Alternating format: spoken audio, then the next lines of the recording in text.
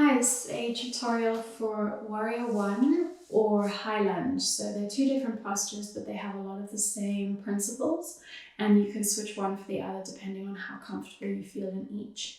So we're going to start off with our foundation. Usually you come into Warrior One from downward facing dog, but we're going to start off from a standing position because it's all very much the same principles. So we're going to do with the right leg facing forward. So step your left foot back. You're going to have your toes pointing out to the front of the mat, your knee over your ankle, and then your left foot is going to be behind you and your toes are going to be pointing at a 45-degree angle. So this is for Warrior One. The thing to remember here is that what we're looking for is we're looking for the hips to face forward. So this is where it becomes tricky. With Warrior Two, you normally have your back foot directly behind your front foot.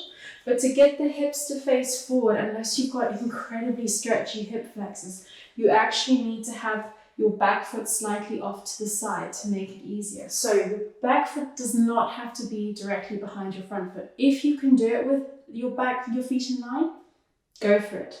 Don't let it hold you back.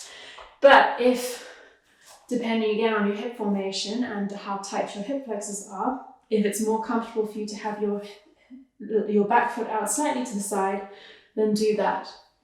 Again, toes are going to be at 45-degree angle, front foot is facing forward. Your stance can be as wide as you want it to be. So you can have your legs super wide, and this is a bit too wide for me because I can't get much weight into my back foot now.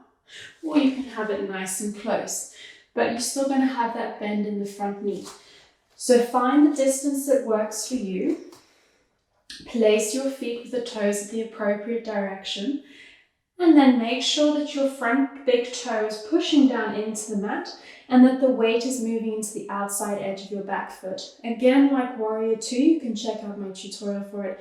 If the weight moves onto the inside edge, you collapse your ankle, which bends your knee, and then you're doing a wonky, funky pose, which doesn't really work what we're looking for.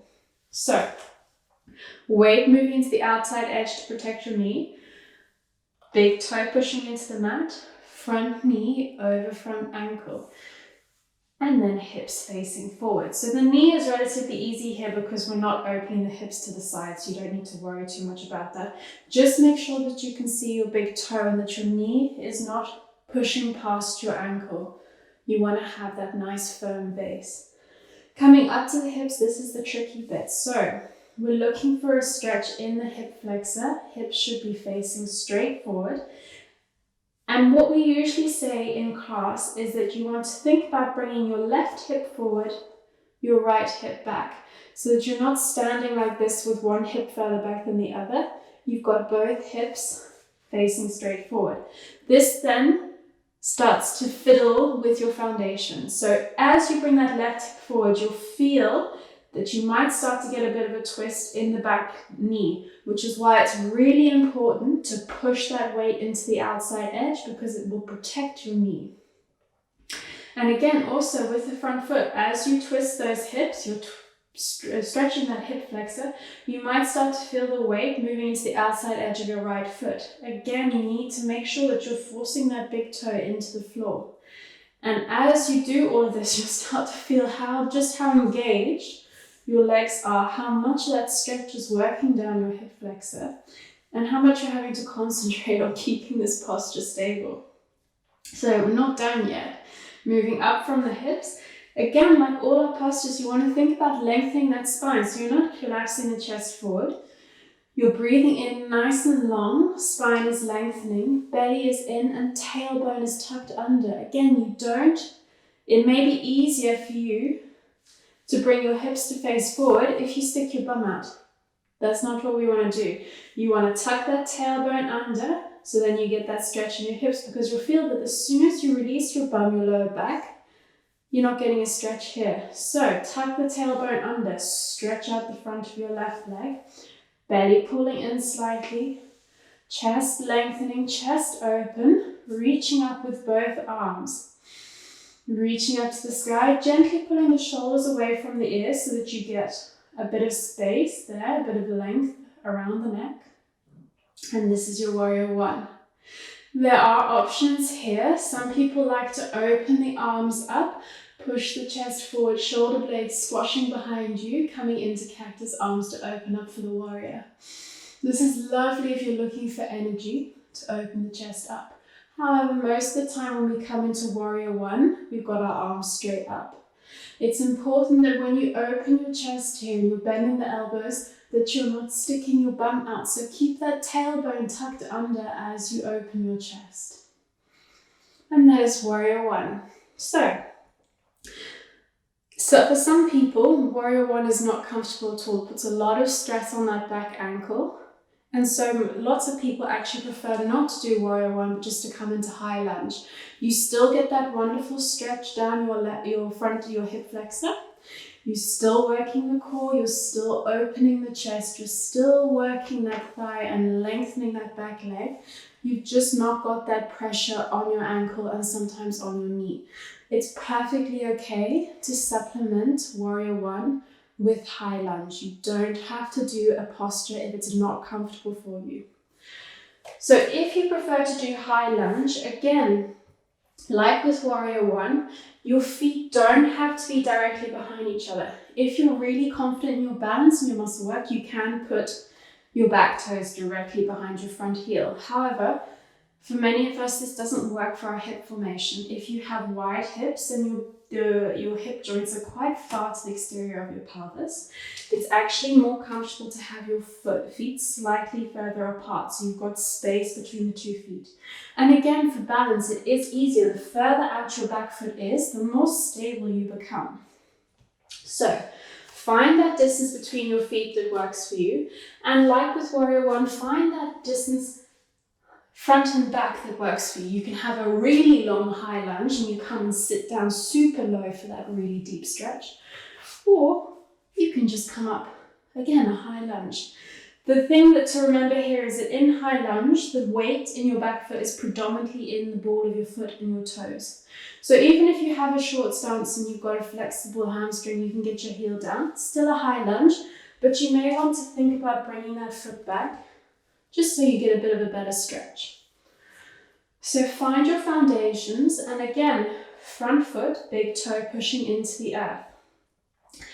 Big toe pushing to earth engages the ankle, which holds the knee steady, working that front thigh. Back leg, you're on your toes. You want to try and keep that back leg as straight as possible. Really important not to let it flop, not to let that knee bend. Use your heel to pull your leg straight.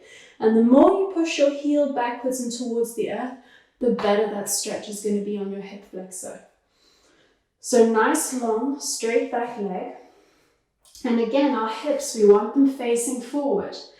Think about, it's a lot more subtle in high lunge, but think about pulling that left hip forward, and wow, you will feel that stretch there. And the right hip will automatically move a bit further back. As you pull the left hip forward though, you need to be aware of what's going on in your back foot. As you pull the left hip forward, your ankle will have a tendency to fall to the outside and collapse. Really important that you don't let that happen, because that hurts your ankle, then puts pressure on your knee. Keep the weight in your toes. Pull the left hip forward. And if you feel your ankle falling to the outside, bring it in by placing more weight into the big toe of your back foot. So, weight in the big toe of the front foot, weight in the big toe of the back foot. Fantastic stretch down your front hip flexor. Right thigh is engaged and working. Again, tucking the tailbone under. Don't stick the bum out. The belly does not come forward. Really, really important, because then this puts pressure on your lower back and you can end up injuring yourself. So, tuck the tailbone under, pull the belly in. Inhale, lengthen the spine. And again, as you lengthen the spine, you might feel some shifting in the back leg. You may feel that your knee starts to bend. Pull the heel backwards. Open up the shoulders. Use something to support you if you fall over. Keep the weight in the front toe. Inhale, reach up with the arms. Nice strong fingers. Pull the shoulder blades down your spine.